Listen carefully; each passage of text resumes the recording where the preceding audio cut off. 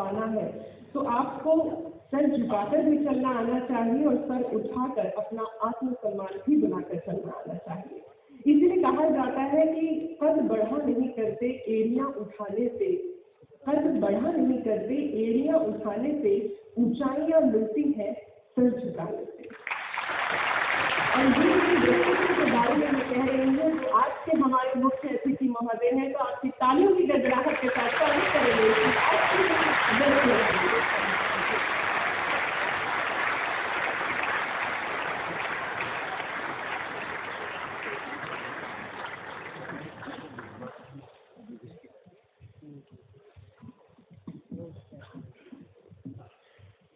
भव्य कार्यक्रम में उपस्थित रेलवे बोर्ड के chairman Shri Tripathi ji, Shri Rajendra Khanna ji, deputy SSP साहब, दिल्ली पुलिस के कमिश्नर श्री अफखाना जी,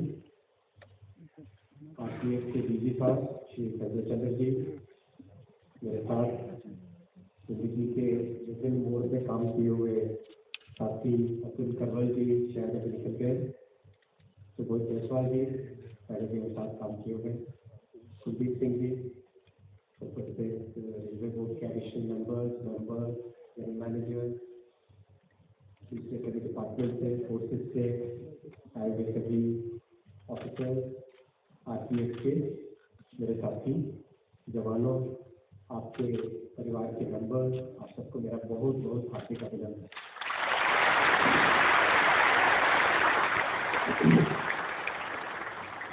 मैं विशेष भाषण नहीं दूंगा, केवल 2 पॉइंट आपके सामने रखूंगा। और ये 2 पॉइंट आपके सामने रखना इसलिए ज़रूरी है कि रेलवे एक बहुत बड़े ट्रांसफॉर्मेटिव फेज के अंदर, तो रेलवे का क्या विजन है, रेलवे को आगे कहाँ जाना है, वो आपकी समझ एक बार स्पष्ट पिक्चर बने तो आप सबके जीवन में एक फैसिलिटी रहेगी और उसमें आपका क्या रोल रहता है वो भी आपके ख्याल में रहेगा। साथियों, हम आज़ादी का अमृत महोत्सव मनाएंगे। 75 वर्ष किसी देश की लाइफ में या किसी सिविलाइजेशन की लाइफ में छोटा सा पॉइंट है। इंसान की लाइफ में 75 वर्ष बहुत कुछ होता है। इस जर्नी में अब तक देश, रेलवे एक लेवल तक पहुंचा। इस लेवल से आगे हमें अगले 25 वर्षों में एक ऐसा ग्लोरियस, एक ऐसा सम्मानजनक, एक ऐसा एम्बिशियस विजन लेके चलना है, जो विजन हमारी नेक्स्ट जनरेशन को हम ऐसी चीज सौंप के जाए, ऐसा रेलवे सौंप के जाए, ऐसा देश सौंप के जाए कि हमारे आने वाली जनरेशन कहे कि हाँ, इन लोगों ने मेहनत की थी, इन लोगों ने कुछ अचीव किया, इन लोगों ने कुछ ऐसा करके दिया जिसके ऊपर हमें एक प्राइज दी।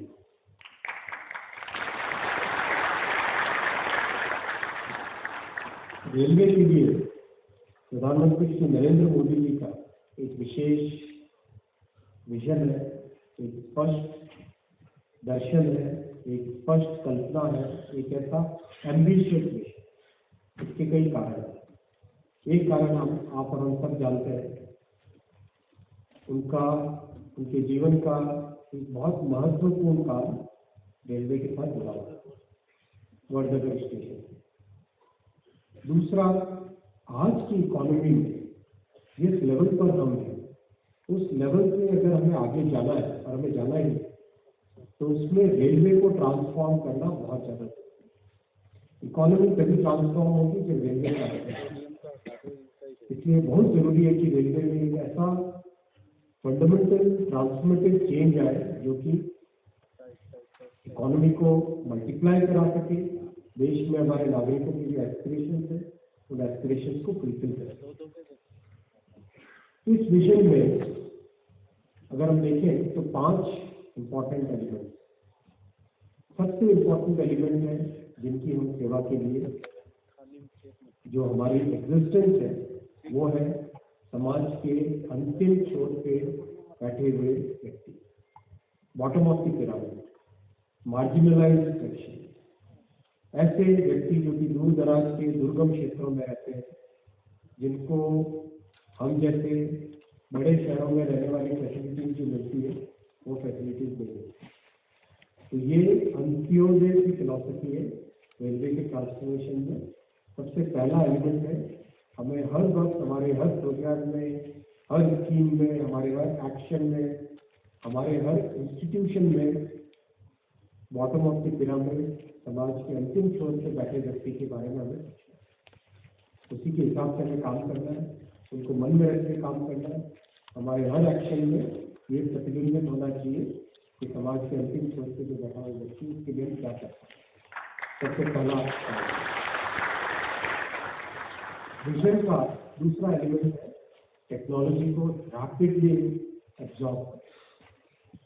अगर हम पिछले 70 साल की जर्नी को देखते हैं तो रेलवे एक ऐसा संस्थान है, एक ऐसा इंस्टीट्यूशन है जिसमें काम करने वाले officer they are among the best in the world, among the best in the country. आज अगर किसी भी रेलवे बोर्ड के एग्जीक्यूटिव डायरेक्टर को कंपेयर करके उनके समकक्ष ऑफिसर से अगर कंपेयर करें तो डोमेन नॉलेज में, कमिटमेंट के लेवल में, अपने काम को समझने के मामले में हर जगह रेलवे के ऑफिसर एक बहुत ही ऊंचे लेवल पे रहते हैं कंपेयर टू। फिर भी हमने 60-70 वर्षों की जर्नी में, हालांकि जर्नी से पुरानी है रेलवे की, लेकिन जो रेलेवेंट जर्नी हमारी, इस जर्नी में हमने टेक्नोलॉजी को एब्जॉर्ब नहीं किया। आज भी हमारे पास ऐसे लोकोमोटिव थे जो 1950 में डिजाइन हुए, 1970 में डिजाइन हुए थे।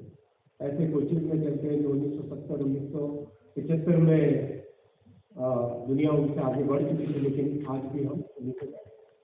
तो हमें टेक्नोलॉजी को रैपिडली एब्जॉर्ब करना है, चाहे टेक्नोलॉजी रोलिंग स्टॉक की हो, चाहे टेक्नोलॉजी कंस्ट्रक्शन की हो, चाहे टेक्नोलॉजी सेफ्टी और सुरक्षा की हो, चाहे टेक्नोलॉजी साइबर सिक्योरिटी की हो, किसी भी फेज, चाहे ह्यूमन इंटरफेस वाली टेक्नोलॉजी हो, हर पॉइंट पर हमें टेक्नोलॉजी को रैपिडली एब्जॉर्ब करना है, एम्ब्रेस करना होगा। ये चेंज है, ये चेंज हमेशा पेनफुल होता है। चेंज तो हमेशा एक माइंड में अनसर्टेनिटी आती है, क्या होगा अगर टेक्नोलॉजी आगे, मेरे जॉब का क्या होगा, क्या इसके इम्प्लीकेशन होंगे। लेकिन आप सबने देखा है, आप सब बहुत ही एक्सपीरियंस लोग हैं, ऑफिसर्स हैं, जिन्होंने अपनी जिंदगी का बहुत एक महत्वपूर्ण पीरियड देश की सेवा में लगाया है। आपको कहने की कहीं जरूरत नहीं। आपने देखा है कि किस तरह से जैसे टेक्नोलॉजी आती गई वैसे नई नई अपॉर्चुनिटी बढ़ती गई। टेक्नोलॉजी कभी भी अपॉर्चुनिटीज को खत्म नहीं करती है, टेक्नोलॉजी हमेशा अपॉर्चुनिटीज को बढ़ाती है। तो सेकेंड पॉइंट हुआ टेक्नोलॉजी। थर्ड पॉइंट आएगा इन्वेस्टमेंट। हम अपने समकक्ष, हमारे समान साइज के अगर देशों को देखें, मैं किसी देश का नाम नहीं लूंगा, अपनी डेवलपमेंट जर्नी में ऑन एन एवरेज 9 से 10 लाख करोड़ का एनुअल इन्वेस्टमेंट किया हमारे अकेले railway. That's the kind of investment which can transform the economy, that's the kind of investment which will bring down the cost of logistics, that's the kind of investment which can meet the aspirations of people. तो हमको बहुत ही सोचे समझे तरीके से, बहुत ही methodical वे से, बहुत ही सिस्टमेटिक वे से इन्वेस्टमेंट को लाना पड़ेगा। इन्वेस्टमेंट को एब्जॉर्ब करने के इंस्टीट्यूशंस बनाने पड़ेंगे, हमारे प्रोसेसेस को चेंज करना पड़ेगा, हमारे स्किल लेवल को इम्प्रूव करना पड़ेगा। जो लोग इस जर्नी में हमारे साथ जुड़ सके उन सबको हमें जोड़ने के स्ट्रक्चर्स बनाने। ये है तीसरा पॉइंट। चौथा पॉइंट है हमारे विद इन दी ऑर्गेनाइजेशन हमें बहुत सारी ऑर्गेनाइजेशनल रिस्ट्रक्चरिंग करनी। आज आप सब में से जो अफसर्स हैं, बहुत सारे ऐसे ऑफिसर्स हैं जो कि IIT कानपुर से पढ़े हुए हैं, अच्छे इंजीनियरिंग मेडिकल कॉलेज से पढ़े हुए हैं। क्या आपके स्किल का पूरा यूटिलाइजेशन हो रहा है? क्या आपके टैलेंट का जो रियल डायमेंशन उभर के आ पा रहा है?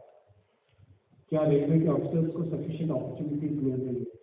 क्या रेलवे में काम करने वाले टेक्नीशियन को, जो की मैन है, जो रोजाना सुबह निकलता है और ट्रैक की सेफ्टी की चिंता करता है, क्या उसको प्रॉपर स्किल ट्रेनिंग मिल पाती है?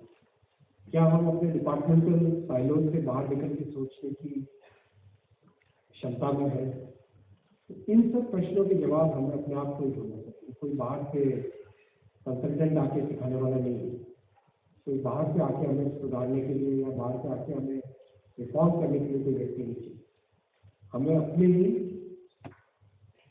सिस्टम्स को देख के, समझ के, क्या प्रैक्टिकल है, क्या प्रैक्टिकल नहीं है, कुछ गलती हुई तो फेवर करके, चेंज करके हमें ही अपने आप को चेंज करना पड़ेगा, हमें ही अपने आप को ट्रांसफॉर्म करना पड़ेगा। यानी organisational restructuring change has to come from within, और वो आप ही बेहतर ला सकते हैं, कोई बाहर से बेहतर नहीं है। उस चेंज को भी हमें एब्सॉर्ब करना पड़ेगा। उस चेंज को हम नकार नहीं सकते। हम सब जानते हैं कि अगर आज हमारी सबसे बड़ी प्रॉब्लम है तो वो प्रॉब्लम हमारी डिपार्टमेंटल थिंकिंग है। उस डिपार्टमेंटल थिंकिंग को हमें निकलना पड़ेगा उससे बाहर। ये चौथा पॉइंट है। पांचवा सबसे बड़ा फंडामेंटल पॉइंट रहेगा फील्ड ऑफिसर्स का एम्पावरमेंट। फील्ड ऑफिसर्स रेलवे के दिन रात काम करते हैं। मैं रेलवे को कई अलग अलग डायमेंशन से देख चुका हूँ और पिछले करीब 15 वर्षों से रेलवे का एक स्टूडेंट रहा हूँ। हर अलग अलग डायमेंशन से देख चुका है। जो रेलवे के फील्ड ऑफिसर्स में स्ट्रेंथ है, वैसी स्ट्रेंथ कोई बहुत बड़ी फोर्स में ही हो सकती है, कोई बहुत बड़े कमिटेड ऑर्गेनाइजेशन में ही हो सकती है, एक नॉर्मल सिविलियन डिपार्टमेंट में शायद नहीं। ऐसा फोर्स, ऐसा कमिटमेंट, ऐसी स्ट्रेंथ, उसको हम 2x, 3x, 4x बढ़ा सकते हैं, उसको मल्टीप्लाई कर सकते हैं।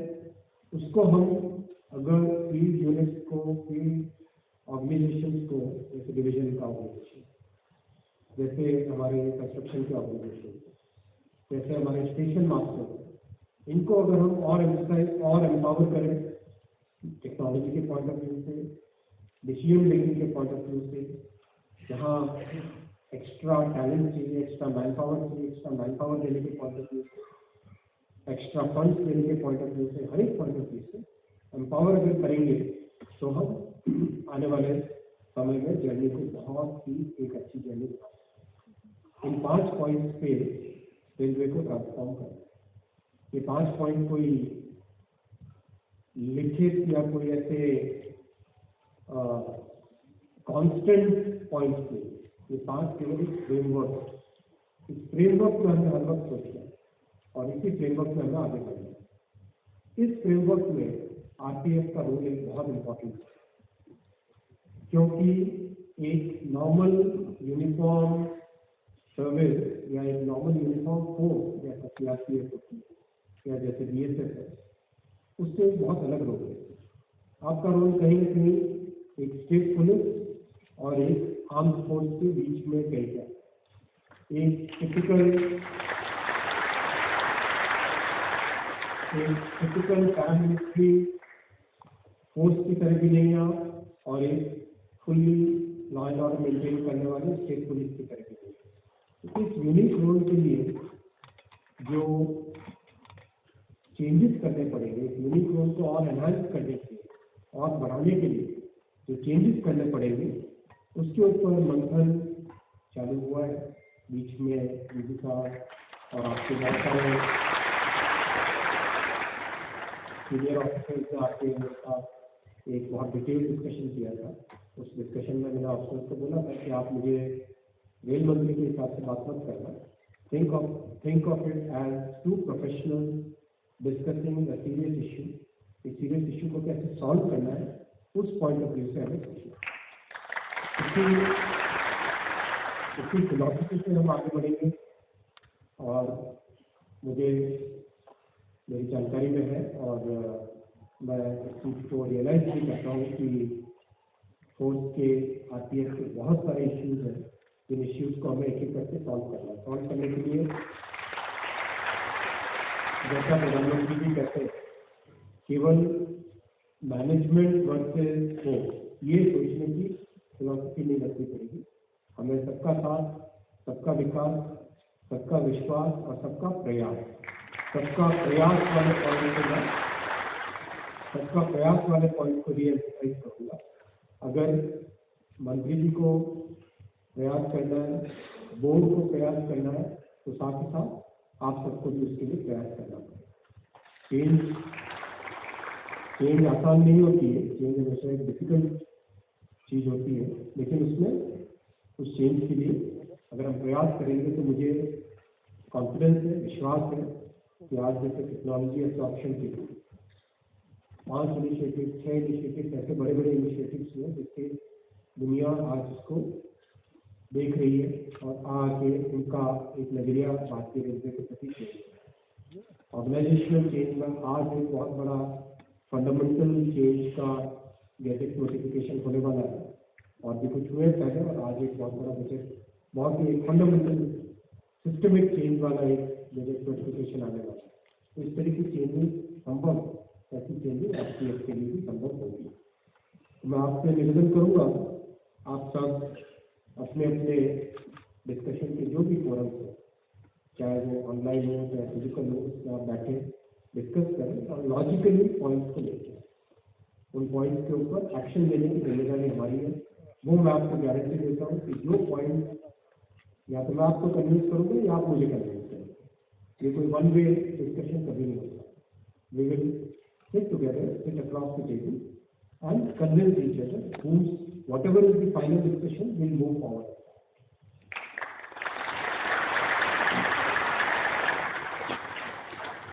कुछ पॉइंट्स ऐसे हैं जो कि पिछले मंथन से निकले थे, उसके ऊपर कुछ फैसले लिए गए हैं या फिर कुछ लिए जा रहे हैं, तो मैं जस्ट आपके समक्ष रखूँगा। कोई बहुत बड़े फैसले नहीं कि जिसके लिए कोई टाइम लगा, लेकिन हमारे नोटिस में अभी आए, ये अभी फैसले लिए गए। सबसे पहला कि कैपिटल इन्वेस्टमेंट इन रेलवे सिक्योरिटी, चाहे वो इक्विपमेंट के पॉइंट ऑफ व्यू से हो, चाहे आपकी रहने की फैसिलिटीज के पॉइंट ऑफ व्यू से हो, चाहे आपके व्हीकल मूवमेंट, आपके दूसरी चीज़ों के लिए हो, उसके लिए एक अलग से बजट का, कैपिटल बजट का प्रोविजन करा जाएगा। क्योंकि बजट का प्रोविजन साल में 2 बार होता है, एक तो बजट प्रेजेंट होता है पार्लियामेंट में, दूसरा जब आरी बजट प्रेजेंट होता है। तो अभी जो आरी वाला टाइम आएगा, तो अक्टूबर नवंबर वाला टाइम, उस टाइम में आपके साथ डिस्कशन करके क्या हेड्स रहेंगे, क्या उसमें अमाउंट रहना चाहिए, वो सब डिस्कस करके आरी के बजट में आपके लिए अलग से कैपिटल का प्रावधान करा जाएगा। ये जो दूसरा पॉइंट है, which was very close to my heart, कि हम प्लानिंग जब करते हैं वो उस वक्त हम सिक्योरिटी या सेफ्टी को एक इंटीग्रल पार्ट नहीं बनाते अपने प्रोजेक्ट। जैसे अगर स्टेशन का रिडेवलपमेंट होगा तो उसमें नई टेक्नोलॉजी आनी है, नए स्ट्रक्चर्स बनने हैं, नया मूवमेंट का पास बनेगा। उस सब के पॉइंट ऑफ व्यू से कैसे सिक्योरिटी को शुरू से उसमें इंटीग्रेट करें या फिर नई रेलवे लाइन करें, ये पॉइंट अब से रेलवे प्रोटेक्शन फोर्स के ऑफिसर्स को हम डायरेक्टली इन्वॉल्व करेंगे। कोशिश करेंगे कि जो इंटर डिसिप्लिनरी गतिशक्ति डायरेक्टरेट बन रही है, इसमें किसी भी प्रोजेक्ट में जो पहले फाइलों में कुश्ती होती थी कि भाई मैंने फाइल दबा दी, तो किसी डिपार्टमेंट को कोई प्रोजेक्ट पसंद नहीं आया तो वो फाइल दबा देता है, उसकी बजाय अब सारे डिपार्टमेंट के डिसीजन मेकिंग अथॉरिटीज को एक जगह, एक यूनिट में, सेल्फ कंटेन यूनिट में बैठा के वही यूनिट फाइनल डिसीजन करे, या तो किसी प्रोजेक्ट को अप्रूव करना है, मॉडिफाई करना है, रिजेक्ट करना है, वापस भेजना है कुछ और इन्वेस्टिगेशन के लिए, कुछ भी करना हो वो यूनिट ही डिसाइड करें, न कि एक प्रोजेक्ट बेचारा 10-10 सालों तक किसी फाइल में खोया रहे। उस गति शक्ति डायरेक्टरेट में आरपीएफ के एक ऑफिसर को भी अपॉइंट किया जाए। ये एक पहली शुरुआत होगी जिसमें 2 ऑब्जेक्टिव एक साथ अचीव होंगे। पहला आपके टैलेंट का यूज और दूसरा इंटीग्रेटेड प्लानिंग। इन दोनों टारगेट्स को एक साथ हम अचीव करने की इसमें कोशिश करेंगे।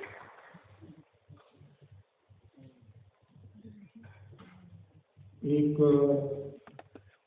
और पॉइंट आपकी तरफ से डीजी साहब की तरफ से आया था शायद कि कोरस का एक ट्रेनिंग सेंटर जगाधरी में बनाने का जरूर बनाए। उसके लिए 30 करोड़ रुपए का सैंक्शन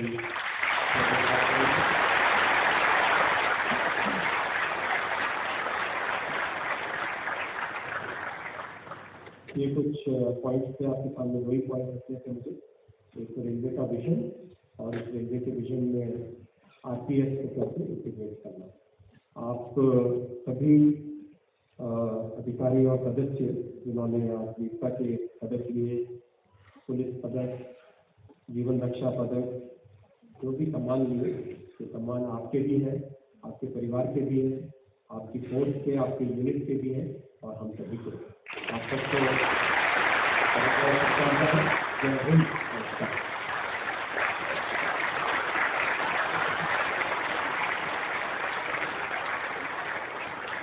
धन्यवाद Bharat, thank you so much. और मैं ज़रूर ये बात कहना चाहूँगी कि आपके शब्दों से आज हमारा ये जो मंच है ये वीरता और श्रृंगार दोनों के अलग से सुसज्जित हो गया है। तो हम आपका बहुत बहुत धन्यवाद करते हैं। आभार।